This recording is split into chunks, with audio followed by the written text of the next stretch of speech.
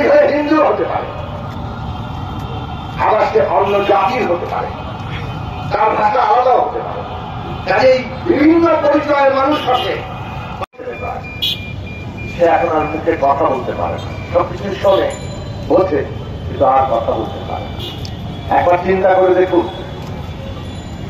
নিজেকে ওই জায়গায় স্থাপন করে দেখুন। আমরাও কিন্তু নানাভাবে নির্যাতনের মুখোমুখি, আমাদের তো হাসপাতাল থেকে তুলে নিয়ে যাওয়ার চেষ্টা করা, তুলে নিয়েও গেছে। জনগণের হস্তক্ষেপে আমরা রক্ষা পেয়েছিলাম। আমরা বুঝেছিলাম কি অন্তর জায়গা অনুচ্ছেদ গদিটা রক্ষা করা, যে কোনো মূল্যে গদি চাই। এই গদি আমার বাপ দাদার জমিদার, এইটাকে রক্ষা করতাম। তো বাবা, গদি দেওয়ার মালিক তো জনগণ, জাগতিক। আমাদের ধর্ম মতে আমাদের সৃষ্টিকর্তা আল্লাহ ভগবান আছেন, কিন্তু জাগতিক জীবনে একটা গণতান্ত্রিক রাষ্ট্রে আমরা ক্ষমতার কেন্দ্র বানিয়েছি জনগণ।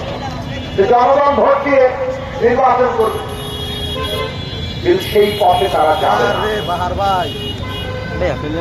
কারণ ভোট দিয়ে হেরে যাবে।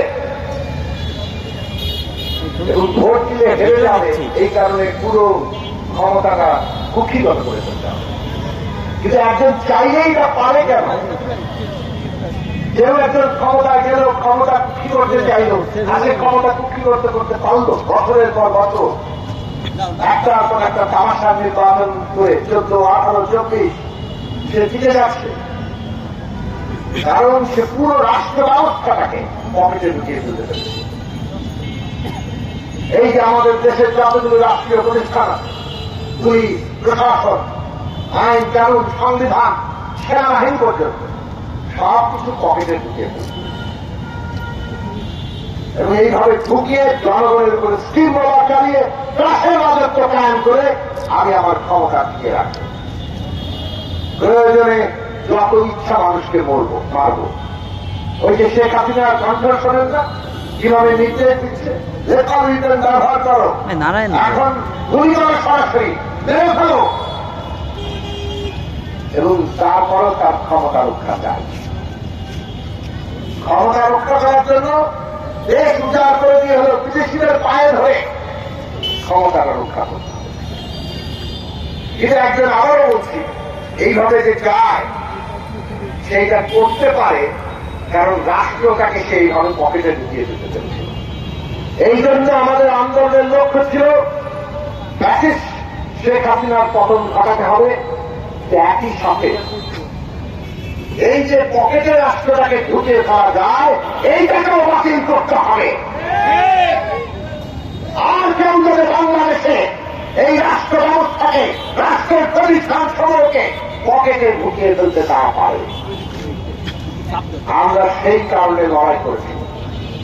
এবং রাজনৈতিক সংগ্রামের মধ্যেও যখন আমরা যুগপথ লড়াই করেছি, তখনই কিন্তু এই প্রশ্নটা আমরা এনেছিলাম।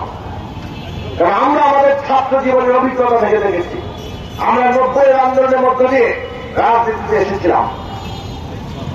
তারপরে এসে দেখলাম আন্দোলনের মধ্য দিয়ে এতজন আত্মত্যাগ করল, শহীদ হল গণতন্ত্রের জন্য, ভোটের অধিকারের জন্য।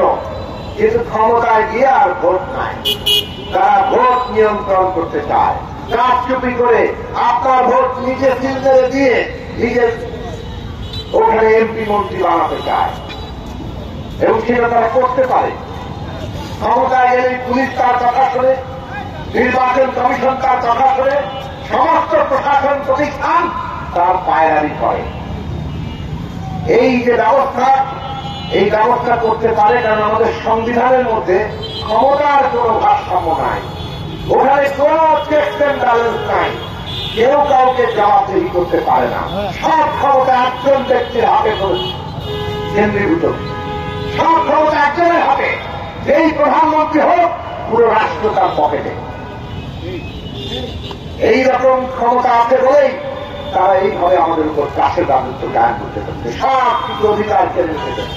শেখ হাসিনা যা করেছে, এই ব্যবস্থাটাকে, তার চূড়ান্ত নগ্ন চেহারাটা আমাদের সামনে দেখিয়ে দিয়েছিল। পরিণতিও সে দেখেছে। কাজেই আমরা পরিষ্কার করে বলতে চাই, ভবিষ্যতে বাংলাদেশে আর কেউ যদি আমাদের দেশের নাগরিকদের অধিকার কেড়ে নিতে চায়, তার পরিণতি শেখ হাসিনার মতো হবে। দেশ ছেড়ে পালাতে হবে।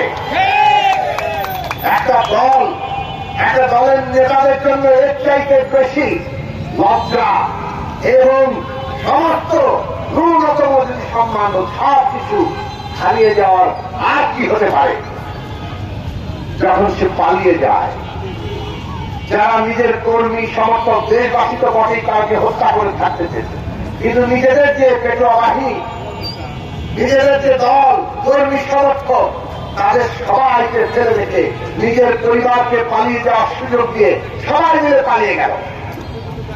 এই যে তাদের লজ্জা, এই যে পরিণতি, এই পরিণতি প্রত্যেকের খেয়াল রাখা দরকার। কাজে আমরা ব্যবস্থা বদলাতে চাই। আজকে এই ব্যবস্থা যদি বদলাতে হয়, তাহলে আমাদেরকে প্রথম শুরু করতে হবে ন্যায় বিচার দিয়ে। ন্যায় বিচার প্রতিষ্ঠা করতে হবে।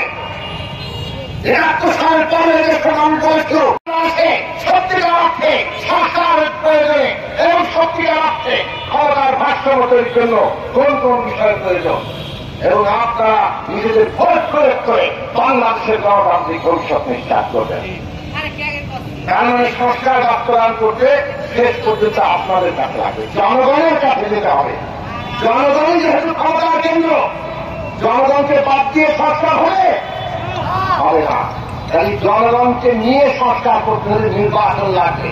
নির্বাচন ছাড়া জনগণের অংশগ্রহণের সংস্কার কিভাবে হবে? কাজেই আমরা এটাও পরিষ্কার করে বলি, সংস্কারের রূপরেখা চাই, আর নির্বাচন আয়োজনের সুষ্ঠু পরিবেশ চাই, নির্বাচনের তারিখ চাই, যাতে করে জনগণের অংশগ্রহণের ভিত্তিতে আমরা বাংলাদেশ অতি দ্রুত একটা গণতান্ত্রিক উত্তরণে যেতে পারি। মনে রাখবেন, দেশে বিদেশে ষড়যন্ত্র চলছে। অতীত ফ্যাসিস্টরা তার বিদেশি গঠনরা প্রতি মুহূর্তে ষড়যন্ত্র করছে আমাদের অভ্যুত্থান ধ্বংস করে দেওয়ার জন্য। কাজে বিচার, সংস্কার, নির্বাচন, এই রোডম্যাপ থেকে আজকে যাই আমাদেরকে কোনোভাবে ক্ষতিগ্রস্ত কিংবা অন্য পথে নিতে চাইলে, তার মানে তারা আমাদের জাতীয় স্বার্থের বিরুদ্ধে যান। আমাদের তরুণদের প্রতি আমরা বলি, বিচার, সংস্কার, নির্বাচনের জন্য ঐক্যবদ্ধ হন। যেভাবে জুলাই আগস্টে আপনারা পুলিশ সামনে দাঁড়িয়ে বাংলাদেশকে নতুন করে রক্ষা করেছেন, সেই একই চিন্তায়, একই দৃঢ়তা নিয়ে আমাদেরকে বিচার, সংস্কার এবং নির্বাচনের জন্য আমাদের বানাতে হবে। নির্বাচনে কারা ক্ষমতা আসবে, আজকে বাংলাদেশের মানুষ ঠিক করবে, তারা আমাদের ঠিক করতে পারে, সেই ব্যবস্থা আমাদের করা দরকার। আগামী রাষ্ট্রটা কেমন হবে? রাষ্ট্রের খালি ক্ষমতার ভারসাম্য তৈরি করলেই হবে? অর্থনৈতিক কি হবে? লুটপাট চলবে, দুর্নীতি চলবে। এই লুটপাট দুর্নীতি করে আমাদের দেশের যে পাটকল, যে এক সময় আমাদের গর্ব ছিল, সেই পাটকলগুলো বন্ধ করে দেওয়া হবে। তার জন্য কি শ্রমিকরা নেই? সমস্ত ওই আমলা, দুর্নীতিবাদ পরিচালকরা, তারা আছে বিলগুলোকে লুটপাট করে ফটো বানিয়ে দিয়েছিল। আর শেখ হাসিনা ওই রাতের আধারে যেমন চুরি করে, তেমনি করোনা কালে এই সবগুলো মিল বন্ধ করে দিল। শেখ হাসিনার সিদ্ধান্ত আপনারা এখনো বাতিল করতে পারেন না। আমরা এই সরকারকে বলেছিলাম, অন্তত একটা দিন ভালো করে চালু করুন, একটা দৃষ্টান্ত স্থাপন করে যান, যাতে করে ভবিষ্যৎটা দেখতে পায় যে এখানে বাংলাদেশে এই মিল কারখানা চলতে পারে। আপনারা এখনো সেই পথে যান নাই। যদি শ্রমিকের স্বার্থ না হয়, যদি কৃষকের স্বার্থ না রাখা হয়, যদি আমাদের শ্রমজীবী কর্মচারী নির্ধারিত মানুষ যারা ৯৫ ভাগ, তাদের যদি শিক্ষা স্বার্থ, তাদের যদি ন্যূনতম মজুরি, তাদের ছেলে মেয়েদের কর্মসংস্থান, এইগুলো যদি না হয়, তাহলে সেই গণতন্ত্রে আবারও কতিপয় লোক সমস্ত সম্পদ কেন্দ্রীভূত করবে। আর কতিপয়ের হাতে যখন সমস্ত